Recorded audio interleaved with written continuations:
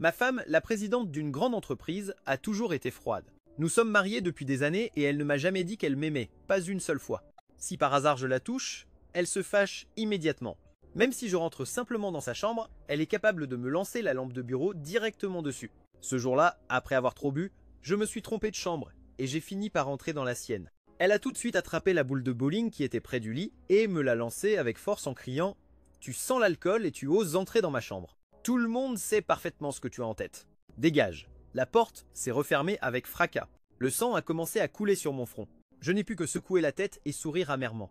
Tant d'années et elle me déteste toujours. Ainsi, la porte en se fermant a failli me frapper sur l'arête du nez. La brûlure à la tête m'a rendu la sobriété immédiatement.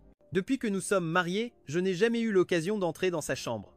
Pour moi, cet endroit est comme une zone interdite. Elle disait toujours qu'elle n'était pas prête, qu'il fallait lui laisser plus de temps pour s'adapter, mais si j'osais dépasser un peu les limites, son visage s'assombrissait et elle réagissait durement. Cette nuit-là, en buvant avec Xavier, il a de nouveau abordé le sujet. Il a même plaisanté en disant que j'étais trop naïf. Quand on est jeune et amoureux, on peut encore accepter. Mais être marié depuis tant d'années et rester pareil est difficile à justifier, car quand deux personnes s'aiment, il arrive un moment où partager cette intimité devient naturel et précieux. André, ça peut sembler plus ou moins important, mais si elle t'aimait vraiment, ce ne serait pas comme ça, a dit Xavier clairement. Un instant j'ai douté, mais j'ai répondu fermement, j'ai confiance en elle. Je vais lui donner un peu plus de temps. En rentrant chez moi, je voulais juste voir si elle était là, mais ce que j'ai reçu, c'était une blessure qui saignait à l'intérieur. Le doute a commencé à surgir. La famille de Maria n'a jamais éduqué ses filles avec une mentalité archaïque et conservatrice. Alors pourquoi rejette-t-elle la proximité de son propre mari après tant d'années de mariage? Est-ce que Xavier avait raison? Plus j'y pensais, plus je me sentais inquiet.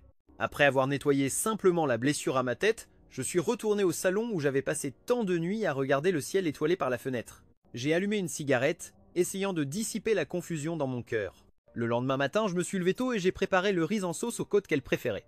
Après tout, la nuit dernière, j'avais bu et j'avais été un peu brusque, alors dès l'aube, je lui ai envoyé plein de messages pour m'excuser et je lui ai même commandé un cadeau sur internet. Mais quand tout était prêt, elle n'était toujours pas sortie de sa chambre. À cette heure-là, selon la routine, elle aurait déjà dû être réveillée, mais je n'aurais jamais osé m'approcher de sa chambre. Ce n'est qu'à midi que j'ai reçu un message d'elle. Va au salon de manucure habituel et achète un thé au lait pour moi et un pour Sophia. Donc elle était déjà sortie tôt pour s'amuser avec sa meilleure amie. Pourtant, recevoir un message d'elle m'a rassuré et je me suis rapidement changé pour aller acheter les boissons. Je pensais, il faut choyer sa femme. Mais en arrivant joyeusement à la porte du salon de manucure, la conversation entre elle et Sophia a été comme un seau d'eau froide jeté sur la flamme de mon cœur. Tu dis que la nuit dernière, l'ivrogne est entré dans ta chambre et que tu lui as cassé la tête avec la lampe, demanda Sophia avec étonnement. Tu exagères, après tout, c'est ton mari depuis tant d'années. Et alors? Répondit Maria froidement avec un soupçon de colère, il ne mérite pas de me toucher. En entendant cela, mon cœur s'est figé et le verre de thé au lait a failli tomber de mes mains. Maria, tu penses vraiment ne jamais le laisser te toucher? Insista Sofia. Maria garda le silence. Mon cœur resta suspendu, douloureux, attendant sa réponse, et alors ces mots furent comme un coup de 1200 kilos droit dans ma poitrine. Elle dit « Je veux garder ce qu'il y a de plus beau en moi pour Didier. » Didier n'était pas parti à l'étranger depuis longtemps. La voix de Maria semblait contenir une légère nuance de surprise. Avant-hier à minuit, il m'a envoyé un message disant qu'il me manquait et qu'il reviendrait bientôt me chercher. Mes oreilles ont commencé à bourdonner et j'ai senti mon corps perdre toute gravité. Pendant toutes ces années, je ne l'avais jamais remise en question, je croyais simplement qu'elle n'était pas prête. C'est pourquoi j'étais prêt à lui donner plus de temps, mais maintenant je réalise qu'elle me rejetait, qu'elle gardait ses distances avec moi, juste pour se préserver pure pour le premier amour qu'elle gardait dans son cœur. Soudain, j'ai ressenti une immense fatigue dans l'âme. Je ne voulais plus aimer Maria. Pendant toutes ces années, j'avais largement remboursé la dette de gratitude que j'avais envers sa famille. S'il y avait déjà un autre dans son cœur, je n'avais pas besoin de m'accrocher davantage. Je réalisais de façon pathétique que le mieux serait de la libérer et, du même coup, de me libérer moi-même. Avec cette décision, j'étais sur le point de pousser la porte pour tout clarifier, mais mon geste s'est arrêté. Même si Maria m'avait blessé, sa famille m'avait vraiment rendu un grand service. Même si nous divorçons, je ne devrais pas faire de scandale. Par le passé, ma famille était très prospère. Mais l'année où j'étais sur le point d'obtenir mon diplôme, le groupe d'entreprise a été détruit par les intrigues de ceux en qui mon père avait le plus confiance. Intérêts croisés, embrouilles partout. Beaucoup de ceux qui nous enviaient avant ont profité de l'occasion pour achever le coup. Les proches qui nous entouraient toujours ont disparu. Disparu sans laisser de traces. Nous avons vendu la voiture et la maison, payé des pénalités et des amendes, et les économies familiales se sont épuisées. Nous sommes passés d'une grande maison à un petit appartement, puis à un sous-sol humide, et enfin à dormir sur des bancs de parc et sous des ponts. Je me suis agenouillé devant ces amis avec qui nous partagions autrefois le luxe, leur demandant de l'argent pour le traitement. Mais je n'ai reçu que des regards froids, des moqueries et du mépris. Je me souviens encore de cette nuit glaciale où j'ai vu de mes propres yeux la vie s'échapper peu à peu de leur corps malade. Dans leurs derniers instants, ma mère, tremblante et d'une voix faible, a dit « Andrés, ton père et moi sommes désolés. Tu dois bien vivre et un jour tu connaîtras un grand succès. » À peine avait-elle fini de parler que sa main est tombée sans force sur le sol. Je me suis agenouillé en les serrant dans mes bras, pleurant avec l'âme déchirée, mais peu importe combien je criais, ils ne rouvriraient plus jamais les yeux pour me regarder une fois de plus. Il y a eu un temps où j'ai perdu l'envie. J'avais envie de vivre, mais je ne pouvais pas oublier les paroles de ma mère. La famille est partie, je n'avais que moi-même. Je devais me relever, écraser tous ceux qui avaient détruit mon foyer et forcer ceux qui m'avaient humilié à baisser la tête devant moi. Puis, l'opportunité est venue. Le père de Maria m'a cherché, m'a aidé avec les funérailles de mes parents, m'a emmené chez lui et m'a donné un emploi dans le groupe. Depuis, avec une ambition sans limite, j'ai profité des ressources de la famille de Maria et j'ai gravi les échelons pas à pas. J'ai appris à traiter et à contacter les gens, à me lier avec des personnalités importantes et je suis devenu un pilier indispensable de l'entreprise. Pour cette dette de gratitude, même si je divorçais, je ne pourrais en parler qu'en privé, en essayant de préserver l'honneur de la famille de Maria. En pensant ainsi, je me suis ressaisi, j'ai souri et j'ai poussé la porte. « Maria, je t'ai apporté ton thé au lait. » Elle l'a pris sans grand enthousiasme et a continué sa manucure. Ensuite, je les ai accompagnés à faire du shopping au centre commercial et bientôt mes mains se sont remplies de sacs et de paquets. Par moments, Sophia me regardait avec une expression complexe, comme si elle voyait un homme trompé, sans s'en rendre compte, avec une touche de moquerie et de sarcasme. En fin d'après-midi, elles sont enfin parties à contre-cœur. Maria et moi sommes descendus au parking et nous sommes assis dans la voiture. Voyant qu'il n'y avait personne autour, j'ai dit « Divorçons ». Maria est restée un peu figée, me regardant fixement. J'ai continué « Notre mariage n'est plus qu'une façade depuis longtemps, n'est-ce pas Maria? Tu ne m'aimes pas, tu as juste suivi les arrangements de ta famille et tu t'es mariée avec moi à contre-cœur. Je pense que divorcer sera la meilleure fin pour nous deux. » Maria a tourné la tête pour regarder par la fenêtre. Elle a mis longtemps avant de parler. « Je veux revenir. » En rentrant à la maison, elle n'a rien voulu répondre de plus et je n'ai pas insisté non plus. Je ne m'attendais pas à ce qu'après avoir tout clarifié, mon cœur se sente beaucoup plus léger. Tout le trajet, nous sommes restés silencieux. En arrivant à la maison, chacun est retourné dans sa chambre. En me couchant, la fatigue de la journée m'a fait sombrer rapidement dans un sommeil profond. À minuit soudain, j'ai entendu des bruits comme si quelqu'un ouvrait la porte de ma chambre. À moitié endormi, j'ai ouvert les yeux et regardé vers la porte. J'ai vu une silhouette aux longs cheveux lâchée entrer dans la chambre. Maria, je me suis frotté les yeux et l'ai appelée doucement, mais il n'y a pas eu de réponse. La lumière froide de la lune traversait la fenêtre et tombait juste sur elle. En s'approchant de la faible clarté, j'ai vu qu'elle tenait dans la main un objet brillant. Après un instant de confusion, j'ai réagi immédiatement. C'était un couteau. J'ai allumé l'interrupteur de la table de nuit. La lumière a révélé clairement le visage sombre de Maria. Elle tenait fermement un couteau de cuisine dans la main. Ses yeux me regardaient fixement avec une haine et une froideur intense. J'ai froncé les sourcils et demandé d'une voix glaciale. « Que comptes-tu faire, Maria ?» Elle n'a pas répondu. Son visage restait impassible et son regard changeait de manière imprévisible dans le silence peu à peu. Mais je ne me suis pas calmé non plus. Aussi folle qu'elle soit, je ne croyais pas qu'elle serait capable de tuer vraiment. Dans le pire des cas, elle irait dans un hôpital psychiatrique et je pourrais définitivement rompre avec elle et parler directement à son père du divorce. « Pourquoi veux-tu divorcer de moi ?» Maria serra plus fort le couteau, son visage déformé par la colère. « Tu as une autre femme ailleurs ?» En entendant ça, j'ai trouvé ça ridicule. Clairement, dans son cœur, elle pensait toujours à un autre homme. Et maintenant, elle me demande si je lui suis infidèle. J'ai froncé les sourcils et soudain, j'ai senti que Maria m'était complètement étrangère. Tu me prends pour ce genre de personne? Pendant toutes ces années, j'ai travaillé dur pour la famille de Maria pour construire une carrière. À part les réunions sociales inévitables, j'ai rarement assisté même aux fêtes de l'entreprise et encore moins eu de contact avec d'autres femmes. Si tu n'as pas une autre femme, alors pourquoi veux-tu divorcer? Son beau visage était couvert d'une ombre sombre. Je l'ai déjà dit clairement, ai-je répondu calmement, ce mariage n'a pas d'amour. Donc il n'y a aucune raison de continuer à perdre du temps. À l'époque, tu t'es agenouillé pour supplier mon père de te laisser m'épouser. Didier m'a regardé froidement, et maintenant tu dis que c'est une perte de temps. Je suis resté figé. Alors, à ses yeux, j'étais si méprisable. Il y a des années, Maria et son premier amour, Didier, étaient profondément amoureux, mais la famille de Didier a subi une tragédie. Toute la famille est tombée en crise. Maria, l'affaire impliquait à la fois la politique et les affaires, ce qui a provoqué l'effondrement rapide de la famille Didier, qui a été enquêtée et bloquée. À ce moment-là, quiconque était lié à eux était en danger.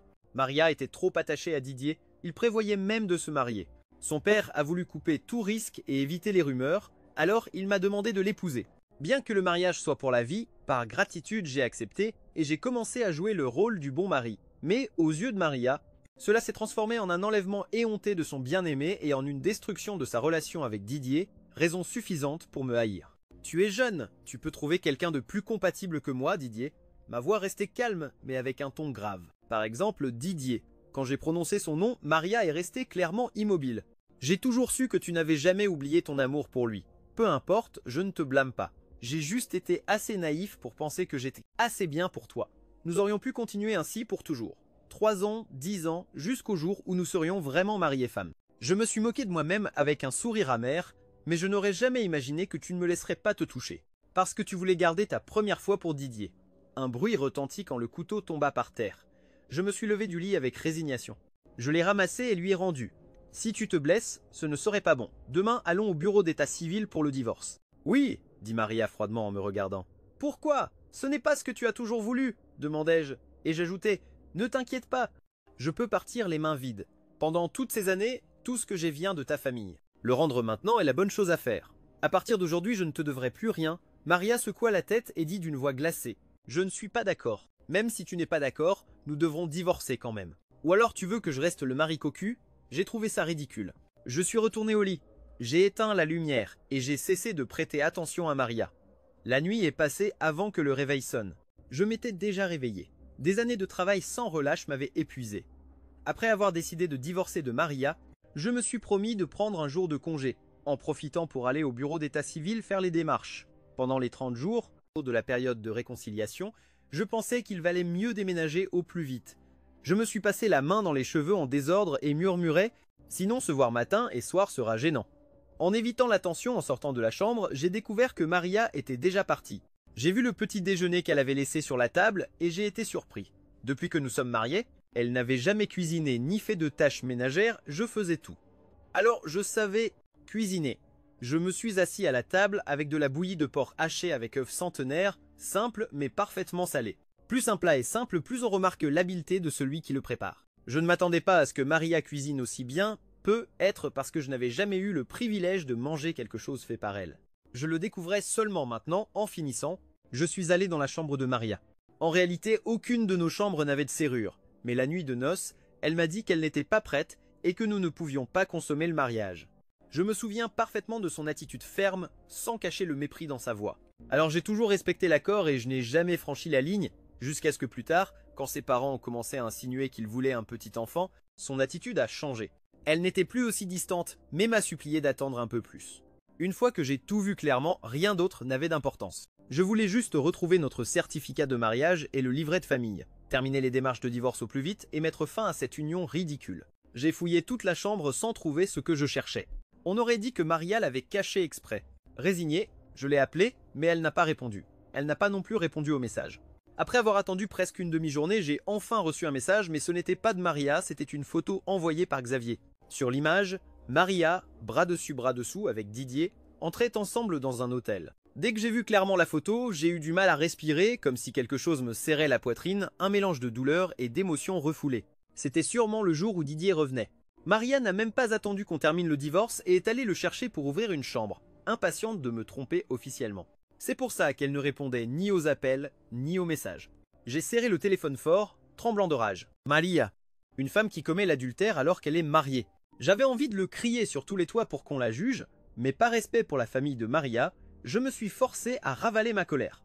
Après minuit passé, Maria est rentrée avec une légère odeur d'alcool. En allumant la lumière et en me voyant assis sur le canapé, elle a sursauté et a porté la main à sa poitrine. « Que fais-tu assis là dans le noir ?» ai-je dit. « Pourquoi n'as-tu pas allumé la lumière ?»« Demain, tu viens avec moi au bureau d'état civil et on fait d'abord les démarches du divorce, ai-je dit calmement. « Je t'ai déjà dit que je ne suis pas d'accord pour divorcer. » Elle a froncé les sourcils, impatiente. « Toutes ces années de relation et tu penses les jeter comme ça. » Relation, j'ai ri ironiquement. Entre nous, il n'y a pas de relation. Dans ton cœur, il n'y a que Didier. Et lui est déjà revenu, n'est-ce pas? Je te facilite les choses. Si on divorce, vous pourrez aller à l'hôtel sans vous cacher. Le visage de Maria a montré un instant de confusion, mais s'est vite transformé en colère. Sa voix aiguë a dit « Andrés, quelle bêtise dis-tu? Je suis ta femme. Tu ne crois pas que tu vas un peu trop loin? N'étais-tu pas celle qui m'a dit en me coupant un sourcil que ta première fois devait être avec Didier? Maria, tu es vraiment pure. Eh bien, je n'ai plus rien à te dire. Demain, tu viens au bureau d'état civil avec moi. Mon ton était ferme. Ce n'était pas négociable. Maria est restée immobile quelques secondes, puis soudain son expression a complètement changé. Je plaisantais juste avec Sophia. Comment pourrais-je faire une chose pareille? Attends un peu plus. Quand je serai prête, je me donnerai entièrement à toi. En parlant, elle baissa la tête, montrant un air de timidité. À ce moment-là, tu pourras faire ce que tu veux. Si je ne l'avais pas entendu de mes propres oreilles et en plus eu la photo en main, j'aurais pu être cru ses paroles, mais maintenant elles me paraissent ridicules. Arrête de faire semblant. Si on attend un peu plus, je crains que tu sois déjà enceinte de l'enfant de Didier. Quand le test sortira positif, tu diras que c'est le mien et tu me feras porter cette tromperie toute ma vie, ai-je dit immédiatement. J'ai ouvert la photo sur mon téléphone et l'ai mise devant Maria. Elle a encore voulu nier, disant que la photo était retouchée. « André, tu dois me croire, m'a-t-elle dit. Je l'ai regardée avec un profond dégoût. Est-ce que je dois te surprendre au lit pour que tu l'admettes? Ce n'est pas ce que tu penses, a dit Maria. Elle m'a pris par le poignet, parlant nerveusement. Didier et moi avons loué 2 chambres séparées juste pour nous reposer. Il ne s'est rien passé. Ça m'a paru le plus absurde possible. Maria, tu inventes un mensonge pareil et ça ne te paraît pas ridicule? Ai-je répondu. Bonjour, et froidement, je peux demander qu'on vérifie le registre de l'hôtel. Tu veux vraiment que l'affaire prenne autant d'ampleur? Par respect pour tes parents, ne me fais pas perdre patience. Demain on divorce, alors au moins il nous reste un peu de dignité. Pas question. L'émotion de Maria a éclaté immédiatement. Elle a pris le couteau et épluché les fruits sur la table et l'a posé sur son cou. Une ligne rouge est apparue aussitôt sur sa peau blanche. Tu es folle, lui ai-je arraché le couteau des mains sans me soucier que la lame me coupe la paume. La douleur m'a fait bouillir le sang. Ce que tu as fait, tu le sais mieux que personne. Ne viens pas ici avec des chantages. Si tu veux mourir, fais-le ailleurs. En entendant ça, Maria m'a regardé fixement. Bonjour André, veux-tu vraiment être aussi cruel? Ce n'est pas que tu ne sais pas te comporter. Je ne me suis plus retenu. Tu ne veux pas divorcer? Très bien, on verra ce que ton père en pense. Maria a eu peur immédiatement, les yeux rouges. On ne peut pas en parler. Ce n'est pas nécessaire. Il n'a pas besoin de le savoir. J'ai écarté sa main. Je t'ai donné la chance de choisir, mais aujourd'hui tu es allé le chercher quand même. Ici, tout s'arrête. Sans rien dire de plus, je suis sorti de la maison et j'ai passé la nuit à l'hôtel. Je me suis senti soudain léger. Le lendemain matin, j'ai quitté l'hôtel. Comme à ton père, il aime le thé, chaque fois que j'y vais, je lui apporte un cadeau. Bonjour. Même si cette fois la situation était spéciale, je n'ai pas fait d'exception. Quand je suis arrivé chez lui, il était presque midi. Ma belle-mère m'a accueilli avec un grand sourire. André, comment se fait-il que tu aies le temps de venir aujourd'hui? On dit toujours que tu es très occupé, que tu dois même voler du temps pour manger. Aujourd'hui, c'est moi qui cuisine et tu devras bien manger. Devant sa chaleur, j'ai ressenti quelque chose de compliqué et forcé. En esquissant un sourire, j'ai dit « Ce n'est pas la peine de te donner tant de mal, je suis venu parler un moment avec papa, puis je m'en vais tout de suite. » Elle a agité la main avec un léger reproche. « Fils, aussi occupé que tu sois, tu dois bien manger. Ne dis rien de plus, je vais tout préparer. » Elle est allée directement à la cuisine sans me laisser refuser. Mes beaux-parents ont toujours été comme ça. Depuis que je me suis marié avec Maria, ils m'ont traité comme un fils à tout point de vue. Leur maison était comme un second foyer pour moi. Maria, dommage que ce soit à cause d'elle que je doive m'éloigner de cet endroit, le manoir a une salle spéciale pour le thé. Le père de Maria, en voyant les sacs que j'avais apportés, a souri. « André, le thé que tu as apporté la dernière fois, je ne l'ai pas encore fini. Je t'avais dit qu'il ne fallait pas en apporter plus. Après tant d'années, tu restes toujours aussi formel. » J'ai déposé les affaires et souri en plaisantant. « Si vous aimez le thé, je vous en apporterai plus. Si vous préférez autre chose, je changerai. » Il a ri satisfait et a secoué la tête. Le geste me suffit. Et aujourd'hui, comment se fait-il que tu viennes seule? Où est Maria? Elle avait des choses à faire, ai-je répondu brièvement. Je me suis assis et ai échangé quelques mots avec mon beau-père avant de dire « Papa, en fait cette fois je suis venu pour te parler d'une affaire. » Mon beau-père a levé la tête et m'a regardé avec le même regard bienveillant de toujours, ce qui m'a fait hésiter un instant, mais finalement j'ai serré les dents et dit « Je veux divorcer de Maria. » Mon beau-père a ouvert grand les yeux, surpris, et a failli se lever brusquement de sa chaise. Après un moment de silence, il a froncé les sourcils et m'a demandé d'une voix sérieuse. « Vous disputez ou est-ce juste une colère passagère? S'il se passe quelque chose, dis-le-moi et je parlerai sérieusement avec elle. Mon beau-père me connaît bien. S'il n'y avait pas une raison importante, il ne parlerait jamais de divorce. » J'ai secoué la tête. Papa, en fait, depuis qu'on s'est mariés, Maria et moi avons toujours dormi dans des chambres séparées. Nous ne sommes liés que par ce papier du bureau d'état civil, mari et femme seulement de nom. Maria a toujours désiré Didier et elle ne ressent rien pour moi. Maintenant qu'il est revenu, je pense que le mieux est de mettre fin à ce mariage et de partir. Mon beau-père a à peu près compris.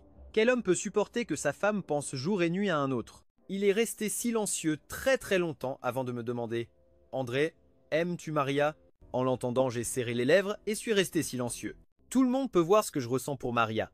Depuis qu'on s'est mariés, je n'ai pas seulement rempli mes devoirs de mari, je l'ai aussi soignée dans chaque détail. Même si elle ne me laissait pas la toucher, je n'ai jamais rien fait d'inapproprié ni eu de relation ambiguë avec une autre femme. Je pensais que le temps prouverait tout, mais jamais je n'aurais imaginé que cet amour me réduirait à rien, insignifiant comme de la poussière. Il a suffi que Didier revienne pour que Maria se jette dans ses bras, faisant de moi une moquerie.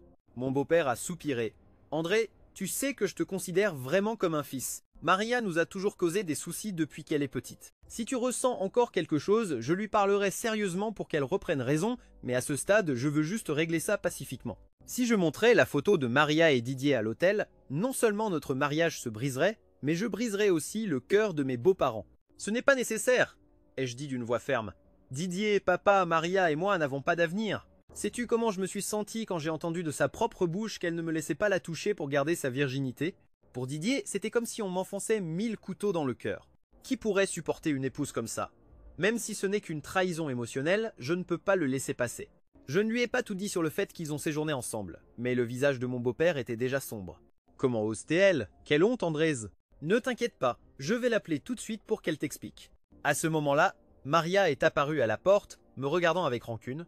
D'accord, je vais t'expliquer, André. Tu veux vraiment faire ça? Tu veux vraiment être grand? Tu veux le divorce? J'ai les papiers, on le fait tout de suite. Cela dit, elle s'est retournée et est partie.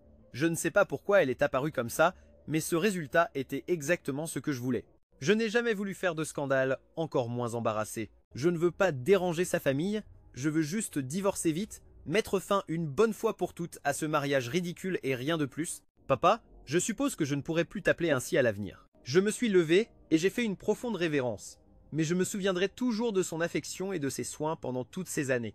Je lui suis très reconnaissant. Mon beau-père a froncé les sourcils et a soupiré. Après le divorce, tu ne penses plus revenir nous voir? Je me suis contenté de sourire sans répondre, je l'ai regardé profondément et suis sorti. Devant la porte de la maison, Maria m'attendait. J'ai regardé l'heure. Si on va maintenant au bureau d'état civil, ils ont sûrement fini la pause déjeuner. On arrive juste à temps. André, as-tu si hâte de divorcer de moi? Maria a froncé les sourcils en me regardant, en montrant la chambre du doigt. Ça ne te dérange même pas de faire un scandale devant mes parents? Ce que j'ai plaisanté avec Sophia, comment peux-tu le prendre au sérieux? Entre Didier et moi, il ne s'est vraiment rien passé. Peux-tu me croire une fois? Maria, la vérité n'a plus tellement d'importance. J'ai secoué la tête et dit calmement, j'ai simplement réfléchi clairement. Pendant toutes ces années, dans ton cœur, il y a toujours eu Didier, et moi je n'ai été qu'un mari de nom qui a profité de ton père pour avancer. Dans ce cas, je te libère pour que tu sois avec lui. Après le divorce, tu pourras aller avec lui ouvertement. Après tout, je ne t'ai jamais touché.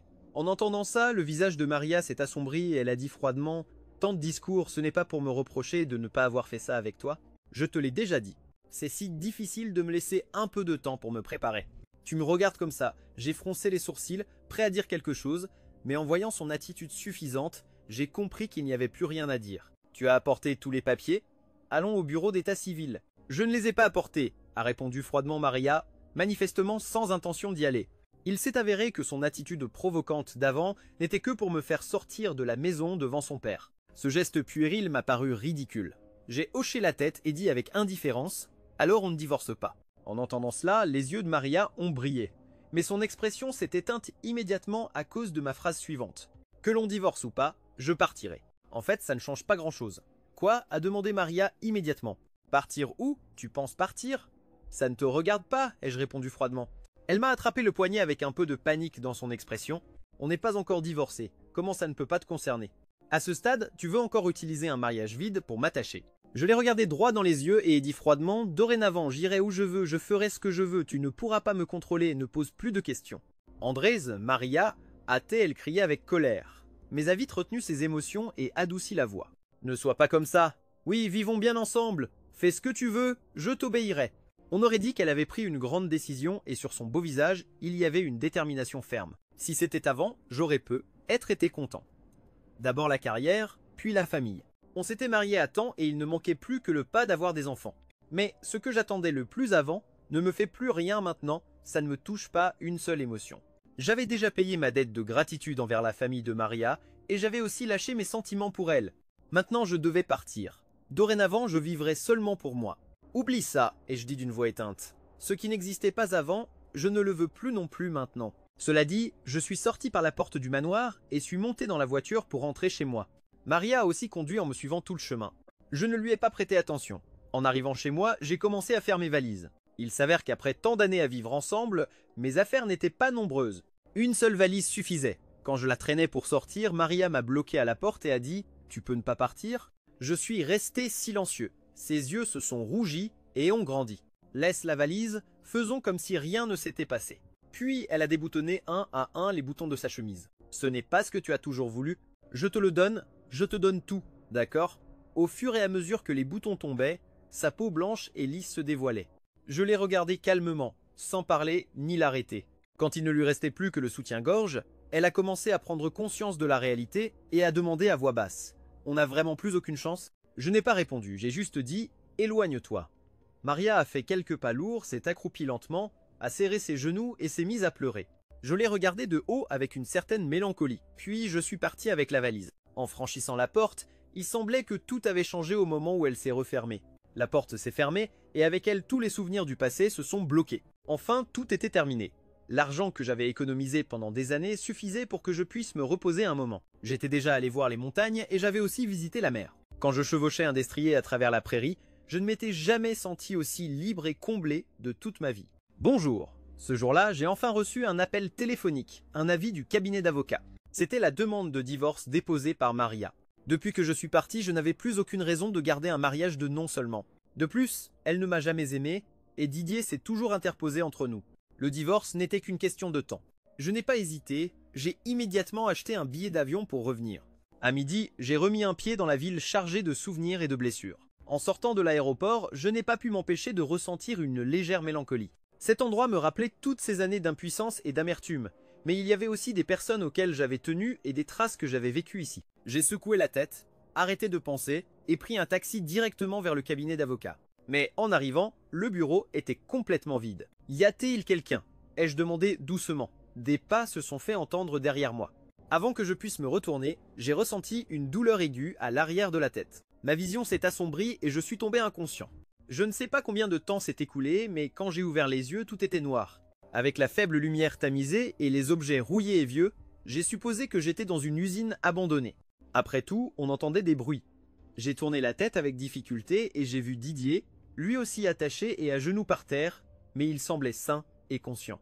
J'ai froncé les sourcils, réfléchi un instant et peu à peu j'en suis arrivé à une conclusion. Il avait planifié seul un enlèvement juste pour tester jusqu'où Maria l'aimait. Serait-elle capable de me laisser mourir pour lui? La réponse était trop claire. Il n'était peu être pas nécessaire de monter un tel théâtre, ou peu être voulait-il juste rouvrir ma blessure et y verser du sel. Une autre douleur à la tête et ma conscience a commencé à s'effacer. Des pas se faisaient entendre au loin. J'ai fait l'effort de lever les yeux. Maria est entrée avec une valise, parlant au ravisseur comme si elle se préparait à payer une rançon. En la voyant, une étincelle d'espoir a jailli dans mon cœur, mais elle s'est éteinte immédiatement. Si c'était un choix entre l'un ou l'autre, elle ne me choisirait sans doute pas. En pensant cela, j'ai baissé la tête et me suis laissé retomber dans l'inconscience. Au moins perdre connaissance était plus facile que d'affronter cette vérité cruelle. La fois suivante où je me suis réveillé, la première chose que j'ai sentie était l'odeur de terre humide et pourrie. Où étais-je maintenant? Bonjour. Avant de clarifier cela, une douleur déchirante dans tout le corps m'a fait perdre le fil de mes pensées. Ça faisait trop mal, mes bras et mes jambes semblaient brisés. Sans aucune force, je suis resté allongé. Je ne ressentais pas la douleur au point de ne pas pouvoir distinguer quelle partie était blessée. Je n'avais pas l'énergie pour vérifier. Je ne pouvais que rester allongé comme un cadavre sans souffle de vie. Autour de moi, tout était obscurité et silence. La seule chose qui m'attendait était la mort. Comme prévu, Maria n'avait pas choisi de me sauver parce qu'à ce moment-là, elle gardait encore une lueur d'illusion entre un premier amour profond et un mari qu'elle avait été forcée d'épouser. N'importe qui sait ce qu'elle aurait choisi. Je ne sais pas pourquoi, mais en y pensant, une douleur vide m'a traversé la poitrine. Est-ce que je n'avais en réalité pas encore lâché Maria? Quel ridicule! L'autocritique et la tristesse se sont finalement transformées en désespoir. J'ai lentement fermé les yeux en attendant la venue de la mort. Papa, maman, vous m'attendez. Cette vie à moi a été trop épuisante. Le son urgent d'une sirène a brisé le silence au loin, s'approchant comme pour m'inciter à ouvrir les yeux. Des lumières d'un phare m'ont éclairé directement. J'ai entendu quelqu'un crier « Ici ». Plusieurs silhouettes ont couru précipitamment vers moi, se pressant. Tiens bon, Je voulais aussi résister, mais mes paupières devenaient de plus en plus lourdes. Avant de perdre connaissance, j'ai juste senti qu'on me plaçait sur une civière, puis tout s'est éteint. Quand j'ai repris conscience, mon nez aperçut une forte odeur de désinfectant. J'ai voulu ouvrir les yeux pour regarder autour, mais je n'ai pas pu du tout, comme si j'avais perdu le contrôle de mon propre corps. Près de mon oreille, une voix familière a retenti. « Docteur, quand va-t-il se réveiller ?» Je me suis concentré pour écouter et j'ai vite reconnu la voix de Xavier. À ce moment-là, une autre voix a répondu. Le patient a subi des tortures extrêmement cruelles, de multiples traumatismes avec hémorragie interne. Ces blessures peuvent guérir peu à peu, mais le cerveau du patient a subi de graves dommages avec lésions neurologiques, et il y a une forte probabilité qu'il reste dans un état végétatif. En entendant cela, j'ai senti mon cœur s'effondrer. J'étais dans un état végétatif et pendant longtemps j'ai essayé de me redresser, mais malgré tous mes efforts, mon corps ne répondait qu'avec une sensation de faiblesse extrême. Je ne pouvais même pas bouger un doigt. Si c'était ça, j'aurais préféré qu'on ne me sauve pas. Je désirais la liberté et pouvais accepter la mort, mais je ne voulais pas vivre comme un invalide. Xavier a continué à parler avec le médecin longtemps, mais je n'écoutais plus clairement jusqu'à ce qu'il soupire, s'assoie près de mon lit et me dise « Andrés, dis-moi, pourquoi le destin est-il si injuste ? La corde la plus douce se casse la première, et la malchance cherche toujours le plus malheureux. Tes parents sont morts tôt, te laissant seul, et en plus tu es tombé amoureux d'une femme qui ne valait pas la peine. Maria s'est emmêlée sans fin avec Didier, qui ne rirait pas en l'entendant. Même si après elle s'en est rendue compte et pensait à toi tous les jours. Sans elle, comment en serais-tu arrivé là? Pendant que Xavier parlait et soupirait, j'ai appris plus de choses. Il s'avère qu'après mon départ, Maria a ressenti un profond regret. Didier n'a pas pu l'accepter et a monté une fausse scène d'enlèvement pour savoir qui Maria aimait vraiment. À ce moment-là, elle ne l'a pas choisi lui, mais moi. Didier, furieux, a décidé de se venger immédiatement. Il a ordonné qu'on capture Maria et qu'on la force à voir comment on me battait brutalement. C'est la cause de mes graves blessures. Puis Didier l'a laissée dans un autre endroit, la laissant se consumer dans la faim et le regret en attendant la mort. Plusieurs jours sans nouvelles de Maria ont fait soupçonner sa famille, qui a envoyé des gens enquêter. Ils n'ont pas eu de mal à retrouver Didier. Par certains moyens, ils l'ont forcé à révéler l'endroit où il nous retenait. Après avoir reçu la plainte, la police est rapidement intervenue pour nous sauver. Heureusement, le temps de captivité n'a pas été trop long, et Maria comme moi avons réussi à tenir, même si son état n'était pas très bon non plus. Elle est aussi dans le coma, recevant un traitement dans la chambre voisine. En entendant tout cela, dans mon cœur, 1000 émotions se sont entremêlées. Le bonheur parce que Maria m'avait choisi, mais aussi le regret de l'avoir un jour livré à Didier. Connaître une personne n'est pas la même chose que connaître son cœur. Qui aurait pu imaginer que Didier irait jusqu'à un tel degré de folie, capable de commettre des actes aussi extrêmes et dangereux? Et si je n'étais pas revenu, qu'aurait été Maria entre ses mains? Je n'ose pas continuer à penser à l'obscurité du coma. J'ai de nouveau entendu une voix familière, Andrés, la voix de mon beau-père chargée de tristesse. Il avait sûrement déjà entendu le médecin parler de mon état. Des mains chaudes ont pris les miennes. Ma belle-mère, avec douleur, a dit « Pauvre garçon, que va-t-on faire maintenant ?» En entendant la compassion dans ces mots, une chaleur réconfortante a jailli dans mon cœur. Pendant tout ce temps, la famille de Maria m'avait toujours traité comme un fils. Après que Maria et moi nous sommes mariés, ils sont devenus pratiquement mes parents. Je veux me rétablir vite, je veux m'asseoir et les embrasser. Le monde est encore beau, il y a encore des gens qui valent la peine d'être chéris. Je ne peux pas rester ici allongé pour toujours. La foi en la vie a inondé mon cœur. J'ai senti mon pouls devenir plus fort peu à peu. À côté de moi, Xavier a exclamé avec étonnement, presque en chuchotant. Le pouls d'André a changé, il nous entend. Lui ne ressent rien, mais moi je ne pouvais répondre que de cette façon. Dans l'obscurité prolongée, je ne pouvais pas distinguer le jour de la nuit. Je devinais seulement grâce au tour des infirmières. Je calcule que plus de 10 jours s'étaient écoulés. Ce jour-là, Maria, avec ses blessures encore non guéries, est entrée dans ma chambre. D'une voix brisée, elle a dit « Andrés, tu m'as tellement manqué ». J'ai pu sentir comment elle se penchait doucement et posait sa tête sur ma poitrine. Sa voix est devenue encore plus étouffée. « Tu me manques tellement, pourrais-tu te réveiller, s'il te plaît ? Nous ne sommes pas encore divorcés. Je te promets que je serai bonne, que je serai la femme la plus douce du monde. » Mon effort incessant a finalement obtenu une réponse. À cet instant, soudain, mon doigt s'est légèrement déplacé. Je prends ça comme un oui, d'accord. Le temps a passé jusqu'à après-midi au crépuscule. Le coucher du soleil s'étendait, le ciel de l'ouest était radieux. Je pouvais déjà m'asseoir, mais je n'ai laissé personne savoir que je me rétablissais. Bientôt, j'ai aussi pu marcher peu à peu. Je savais que j'étais proche de retrouver ma liberté, alors j'ai appelé immédiatement Xavier. Il a pleuré de joie et je lui ai demandé d'organiser ma sortie, bien sûr en secret. Si Maria l'apprenait, elle ne me laisserait sûrement pas partir. En effet, Xavier a agi rapidement et bientôt est arrivé le jour de quitter l'hôpital. Je quitterai cette ville, laissant derrière tous les souvenirs. Assis dans l'avion, j'ai regardé la ville une dernière fois avant de fermer le store. Pour moi, c'était un nouveau départ. Adieu Maria, adieu moi du passé. Finn!